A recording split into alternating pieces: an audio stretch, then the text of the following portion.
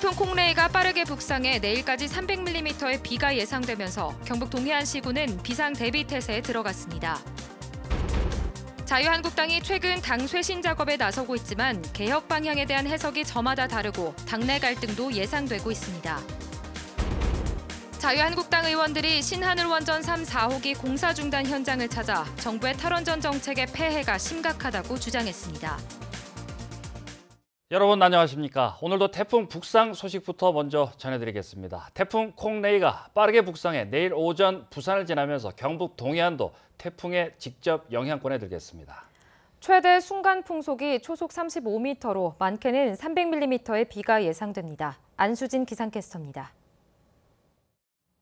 태풍 콩레이의 북상 속도가 갈수록 빨라지고 있습니다. 한반도로 다가오면서 세력은 중형급으로 다소 약해졌지만 중심부에서는 시속 100km 안팎으로 강한 강풍이 몰아치고 있습니다. 내일 새벽 제주도 남쪽 해상까지 올라오겠고 내일 낮에는 부산 해상을 지나 일요일 새벽 독도 부근 해상으로 빠져나가겠습니다. 우리 지역은 내일이 태풍의 최대 고비가 될 것으로 예상됩니다. 경북 동해안과 울릉도 독도에는 호우주의보와 태풍 예비특보가 발표됐는데요. 경북 동해안에는 300mm 이상의 많은 비가 내리겠고 울릉도와 독도에도 80에서 150mm의 비가 내리겠습니다. 동해상으로는 동해 중부 앞바다를 제외하고 전해상에 풍랑주의보가 발표됐습니다. 오늘 밤부터 바람이 매우 강하게 불겠고 최대 파고는 10m 안팎으로 매우 높게 일겠습니다. 자세한 내일 날씨 알아보겠습니다. 내일 많은 양의 비가 오겠고 오후 늦게부터 차차 개겠습니다. 아침 기온 18도에서 21도, 낮 기온은 울진과 영덕이 23도, 포항과 경주가 24도입니다. 울릉도와 독도에도 오후까지 비가 내리겠습니다. 아침 기온 울릉도 20도, 독도 22도, 낮이 되면 울릉도 22도, 독도 24도입니다. 동해상으로도 오후까지 비가 오겠고 바람이 매우 강하게 불겠습니다. 바다의 물결 동해 중부 해상에서 최고 6m, 동해 남부 해상에서 최고 8m까지 일겠습니다. 태풍이 물러가고 일요일 낮부터는 맑은 가을 하늘을 되찾겠습니다. 날씨였습니다. 태풍의 중심이 포항을 통과해 동해로 빠져나갈 가능성이 높아지고 있습니다. 경북 동해안과 태풍이 지나가는 경로에 위치한 울릉도는 비상 대비 태세에 들어갔습니다. 이규설 기자입니다. 태풍 콩레이가 점점 빨라지고 있습니다. 지금 속도라면 경북 동해안에는 내일 오전부터 거센 비바람이 몰아치겠고 정오를 전후해 위력이 절정에 달할 것으로 예상됩니다. 파도는 점점 높아지고 있고 항구에는 수많은 배들이 피항에 있습니다. 지역에서 큰 피해가 우려되는 부분은 폭우로 인한 낙석과 산사태, 그리고 포항과 경주 지역 저지대 침수 피해입니다. 특히 비로 취약한 저지대, 산사태, 이 지역을 실제히 저희들 준비해서 인명 피해가 안 나도록 최선을 다하겠습니다. 아직 태풍이 상륙하기 전인데도 많은 비가 내리고 있습니다. 이렇게 되면 지반이 약해져 쉽게 산사태가 발생할 가능성이 높아집니다. 포항과 경주에서는 태풍 때마다 어김없이 차량 침수 피해가 발생해 이 부분도 마음을 놓을 수 없습니다. 차를 빼기 위해 저 이제 그 사무실 가가지고 이제 연락하고 차를 빼라고 이제 연락하려고 그렇게. 벼가 넘어지거나 물에 잠기고 수확을 앞둔 사과 낙과 피해도 우려됩니다.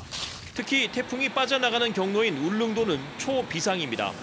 울릉도는 태풍이 지날 때마다 섬 전체가 큰 피해를 입어 전 공무원과 주민들이 비상 대비 태세에 들어갔습니다. 공무원 24시간 비상근무가 지금 가동되고 있는 상태이고 제 취약 지역에는 중장비들이 24시간 대기 상태로 있습니다. 태풍이 주말 오전부터 우리 지역에 영향을 미치는 만큼 시민들은 가급적이면 안전한 집에 머무르고 산사태 우려 지역 주민들은 기상 상황을 예의주시하면서 즉시 대피할 수 있도록 철저히 준비해야 합니다. MBC 뉴스 이규설입니다. 경주시는 태풍 콩레이의 북상에 따라 신라문화재 주요 행사를 취소하고 피해 예방을 위해 행사장 시설물을 철거합니다. 오늘과 내일 이틀 동안 야외 행사를 전면 취소함에 따라 경주시는 오늘 월정교 인근 행사장을 비롯해 주요 야외 시설물을 철거하고 있습니다. 한편 경주시는 태풍이 지나간 뒤 오는 7일부터 9일까지 사흘 동안 계획된 신라문화재 행사는 정상적으로 진행할 예정입니다. 태풍 콩레이의 북상에 따라 경주 국립공원 사무소는 국립공원 전 구간을 통제하고 재난안전상황실을 운영합니다. 태풍 북상으로 비상근무에 돌입한 국립공원 사무소는 국립공원 내 급경사지와 추락 위험지구, 산사태 등 재난 취약지구와 공원 시설물에 대한 현장 점검을 실시했으며 오늘부터 탐방로 전 구간을 통제한다고 밝혔습니다. 자유한국당이 쇄신에 나섰습니다. 당협위원장을 모두 사퇴시키고 조직 강화 특별위원회를 구성했는데 당장은 구시대 인물 청산보다 보수 야권 통합을 강조하고 있어 전망이 갈리고 있습니다. 보도에 조재한 기자입니다. 전원책 변호사는 기존 인물을 내치기보다 바른정당과 합치는 보수 야권 통합을 강조하고 있습니다. 양당 제도가 아직까지는 우리 국민들이 바라는 제도라는 믿음을 갖고 있습니다. 지금처럼 이 절박한 때 보수가 분열되어서는 더 이상 희망이 없다고 생각을 합니다. 집중 불가리 대상으로 거론되어 대구 경북에서는 해석이 엇갈리고 있습니다.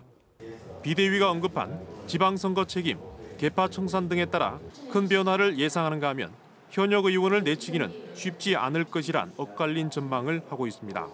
친박계 있잖아, 친박계. 그런 사람들하고는 조금 우려를 하는 거지. 이게 이제 사람 자르기 위해서 하는 거 아니냐 이런 의심의 눈초를 가지고 있어요. 우리 당에 내가 당협위원장으로 적합하지 않다고 판단하면은 나는 선보한다고 그랬어요. 왜냐면은 나는 괜찮고 그러면 안 되고 그러면 안 되잖아요. 내년 초 새로운 당대표 선출이 있어 비대위 체제 인적 쇄신에 한계가 있을 수밖에 없다는 지적도 제기됩니다. 대표가 또다시 한번 물갈이를 한다라고 해버리면은 이번에서의 물갈이를 된 사람들이 총선으로 계속 후보로 살아남을 수 있을지에 대해서는 조금 더 지켜봐야 될 부분이 없지 않나 저는 그렇게 생각합니다. 자유한국당이 비대위 체제 석 달 동안 지지율 변화 등 별다른 성과를 보이지 않는 가운데 인적 쇄신이란 마지막 시험대에 올랐습니다. MBC 뉴스 조재환입니다. 경주시는 시장이 직접 총괄하는 일자리 상황실을 본격 가동한다고 밝혔습니다. 특히 시장 집무실에 고용률과 실업률, 취업자 수 등 고용 동향과 공공, 민간 일자리 창출 현황 등 7개 항목으로 구성된 일자리 상황판을 설치했습니다. 또 일자리를 실시간으로 제공하는 일자리 종합 정보마당을 구축해 운영에 들어갔습니다. 지난달 울진 군민들이 신한울원전 3, 4호기 건설 중단에 반발해 청와대 앞에서 열흘간 항의 집회를 벌였는데요. 야당인 자유한국당 국회의원들이 현장을 방문해 피해를 파악하고 주민들의 호소에 귀를 기울였습니다. 한기민 기자가 보도합니다. 자유한국당 함진규 정책위 의장과 강석호 의원 등 탈원전대책특별위원회 국회의원 7명이 신한울 원전 3, 4호기 건설공사 중단 현장을 둘러봤습니다. 정부의 탈원전 정책 폐해를 확인하고 당 차원의 대책을 마련하기 위해 지난 8월 경주에 이어 울진을 찾은 겁니다.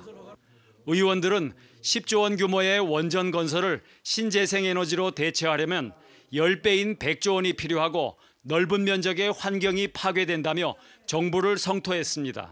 법에서 정해준 정부가 허가를 내준 그러한 기준의 틀에서 대통령 말 한마디에 이 공사가 중단된다 이런 부분은 너무나 황당하고 어처구니 없다. 전찬걸 울진군수는 신한울 3, 4호기 건설이 취소되면 67조 원의 직간접적인 피해가 발생하고 이미 3천여 명의 인구가 빠져나갔다며 의원들에게 하소연했습니다. 그리고 정 약속을 못 지키면 이 위험한 것 우리는 중지를 해라. 원자력 가동을 중지해야 된다. 그런 위험함을 우리는 왜 안고 또 살아야 되느냐. 한국당 의원들은 탈원전 대책 전문가들과 현장 토론회를 가진 뒤 원전 건설 중단에 따른 지역 경제 침체로 어려움을 겪고 있는 주민들의 호소에 귀를 기울였습니다. 오늘 이렇게 여기 의원님들과 와주신 관계자분들의 발걸음이 결국 허무한 발걸음이 되지 않고 꼭 값을 받을 수 있는 발걸음이 되주시기를 부탁드리겠습니다. 자유한국당은 현장 방문에서 나타난 민심을 바탕으로 오는 국정감사에서 정부의 탈원전 정책 위법성과 폐해를 따지겠다고 밝혔습니다. MBC 뉴스 한기민입니다. 국내 원전에서 사용한 사용 후 해결류 임시저장 시설의 포화 상태가 심각하다는 지적이 제기됐습니다. 어기구 더불어민주당 의원에 따르면 사용 후 해결류 임시저장 시설 포화율은 월성원전 88%, 한울원전 77%, 고리원전 76%로 나타났습니다. 특히 월성원전은 2021년 완전 포화 상태에 이를 전망이어서 후속 대책이 없으면 2022년 원전 가동을 중단해야 한다는 지적입니다. 한편 이낙연 국무총리도 최근 내년부터 사용 후 해결료 처리 문제 공론화 과정에 들어가겠다고 밝힌 바 있어 향후 정부 대책에 관심이 모아지고 있습니다.